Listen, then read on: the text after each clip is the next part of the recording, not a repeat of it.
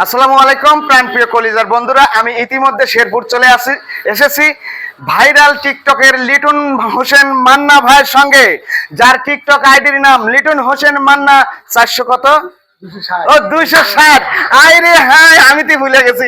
অথচ পুরো দমে সবসময় শেয়ার কপলিং রিপোস্ট করে থাকি, অথচ আইডির নামটা খেয়াল নাই।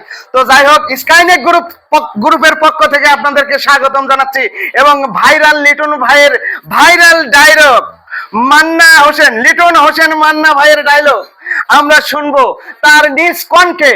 মান্না ভাই প্লিজ, লিটন হোসেন মান্না ভাইয়ের কণ্ঠে মান্নার ডায়লগ। আসসালামু আলাইকুম প্রিয় টিকটকবাসী, আমি আপনাদেরকে অনেক ভালোবাসি। ভালোবাসার টানে এসে পড়েছি বগুড়ার শেরপুর।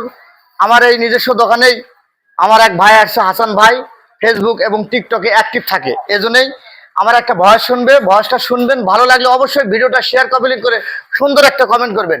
ডায়লগটা শোনেন, যদি ভালো লাগে অবশ্যই কিন্তু শেয়ার করবেন। শেয়ার না করলে আমরা ভিডিওতে ভিউ, লাইক, কমেন্ট কম পাবো। আর সেজন্যই ডায়লগ দিচ্ছি। এই ডায়লগ অনুযায়ী মান্নাকে স্মরণ রেখে ডায়লগটা শুনবেন।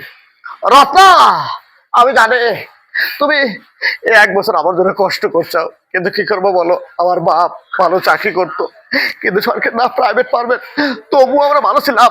দুঃখে দুঃখে টেলে নিচে পড়ে না আত্মহত্যা করলো, বাপটাও মারা গেল। সেইখান থেকে টাকার উপর ভারী লোভ হয়ে গেল। আমার আমার অনেক কষ্ট।